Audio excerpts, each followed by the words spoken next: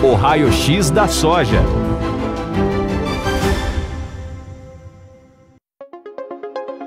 O Brasil tem mais de 27 milhões de hectares de vegetação protegida pelos produtores de soja. Uma das principais obrigações dos agricultores, que está incluída na lei ambiental, é a preservação de percentuais de reservas legais, como essa aqui, e também de margens de rios, nascentes e topos de morros. E essas exigências são rigorosamente cumpridas pelos associados da AproSoja Mato Grosso. Primeiro que a grande maioria das florestas preservadas são dentro das propriedades rurais, não só mato-grossenses como brasileiras. Dá para se dizer que quase 60% da preservação está dentro das fazendas, né? Então, isso é um passivo produtor. À medida que ele só pode usar de 20% a 80% da sua área, o restante ele tem que preservar. Então aí a gente já tem a preservação, bem como os tratos culturais utilizados. No Brasil não existe revolvimento do solo como em outros países, então a erosão por vento ou por água não existe, né? O próprio sequestro de carbono acaba acontecendo nesse sistema de plantio. Então, além do sequestro de carbono das matas, a gente tem na palhada que deixa a soja, o milho também tem. Então, o agricultor por si só, ele preserva a natureza e ele depende da natureza para preservar, porque se não existir uma estabilidade, se não existir um clima favorável, o primeiro prejudicado vai ser quem está na terra, vai ser quem planta e quem corta. A AproSoja Mato Grosso é rigorosa em sua orientação e conscientização ambiental junto aos associados. A entidade assegura que a produção da soja não é, nem nunca foi, vetor de desmatamento. Então, eu não consigo ver que o produtor de soja depende de desmatamento para crescer.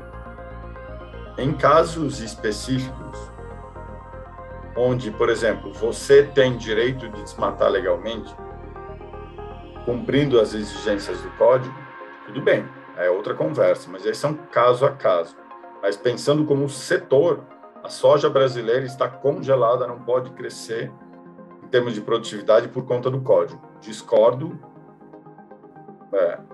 absolutamente de uma afirmação dessa natureza. Eu acho que não só a soja, todos os setores só vão crescer e aumentar a produtividade e estar mais preparados aí para enfrentar tudo que o agro enfrenta, se tiver inovação em tecnologia.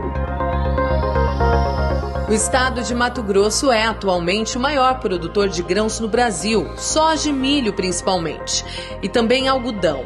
E mesmo assim, só usa 12% do seu território para as culturas agrícolas. Estamos falando aqui hoje em áreas que já estão antropizadas, a grande maioria.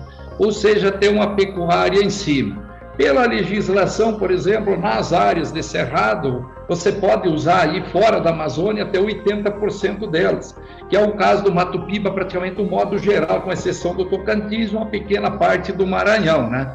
Já dentro do Pará tem muita área antropizada, já é mais difícil, com certeza, essa questão ambiental, porque também o direito que o produtor tem, e ali a grande maioria das áreas ali são de floresta, é só 20%.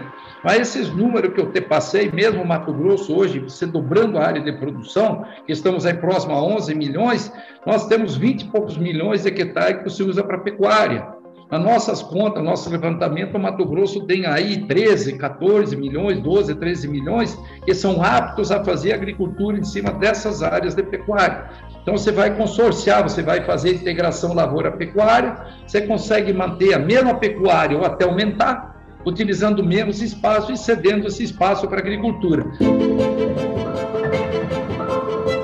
Os produtores de soja cumprem rigorosamente a legislação ambiental brasileira através do Código Florestal, considerado pelos especialistas como mais severo, e mesmo assim enfrentam desafios como a restrição da União Europeia à importação do grão brasileiro.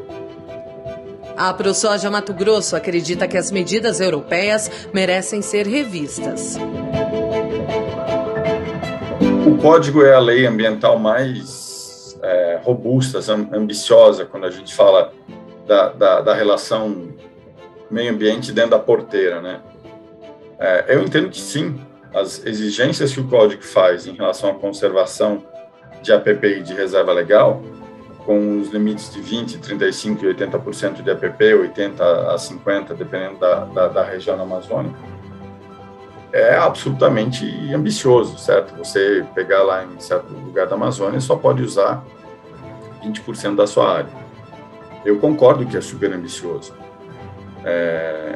Então, nesse sentido, eu não vejo que Estados Unidos, que China, que alguns países da Europa que ficam demandando o Brasil possuem legislações que chegam no mesmo grau de ambição. Especialistas da área também acreditam que, além de ameaças, a politização das questões ambientais dificulta o que poderia ser um desenvolvimento ainda maior da produção de alimentos. Acho que o maior problema é a politização das questões ambientais. As questões ambientais são técnicas, tanto do ponto de vista científico, de aplicação no campo, quanto do ponto de vista científico-jurídico. Existem leis no Brasil, e o Brasil já nasceu com uma legislação ambiental muito avançada. Em 1605, nós tivemos o Regimento do Pau-Brasil. Então, o Brasil nasceu com legislações ambientais, porque nós temos como riqueza, como principal fonte econômica o nosso meio ambiente. Só que essa politização das questões que são científicas, elas acabam atrapalhando, levando a discussão apaixonada do tema que deveria ser tratado cientificamente. Nossa legislação aqui no Brasil é muito avançada em relação aos outros países. O Código Florestal é o único código, a única lei do planeta que exige que o particular reserve uma parte do seu patrimônio, uma parte da sua propriedade para conservação, que são as reservas legais dentro das áreas rurais, né? Além disso, todas as áreas importantes, relevantes ambientalmente, área de preservação permanente, que é margem de rio, em torno de nascente, encostas, áreas frágeis, são todas tidas como área de preservação permanente que você não pode intervir nelas. Então, é uma legislação avançada, uma legislação pioneira, né? Não existe nada parecido no mundo. E é óbvio que na hora da aplicação desta lei, nós temos problemas aqui no Brasil por várias razões. A dimensão do país nos dá uma dificuldade de fiscalização. Outro ponto apresentado é que, mesmo com o rigor da aplicação da legislação ambiental brasileira, o excesso de burocracias também atrapalha. Outra dificuldade que eu relato aqui é a burocracia e a falta de uma lei geral de licenciamento ambiental. Estamos nessa discussão no Congresso Nacional, já passou na Câmara e ainda está em fase final no Senado, a lei geral de licenciamento. Mas o Brasil hoje, 2021, não tem uma lei geral de licenciamento ambiental. Então, é muita regra desencontrada nos estados, excesso de burocracia. Com a soja cada vez mais no foco do crescimento econômico e no desenvolvimento social do país, os produtores de alimentos esperam que, da mesma forma que cumprem rigorosamente as leis ambientais, novas leis para destravar a produção, como a de licenciamento, sejam aprovadas. Temos uma alta produtividade por hectare, e isso quer dizer tecnologia e sustentabilidade, porque nós temos as áreas preservadas, as áreas protegidas, e onde plantamos, nós colhemos mais do que muitos dos nossos concorrentes. Então eu vejo um bom futuro para a soja, se ela for colocada como uma estratégia econômica de recuperação do país.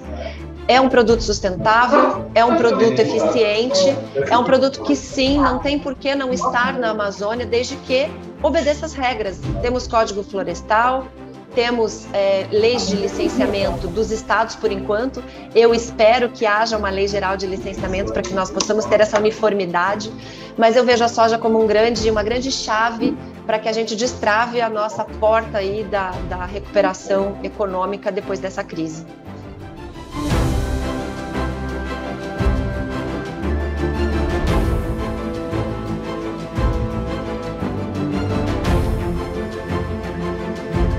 O Raio-X da Soja.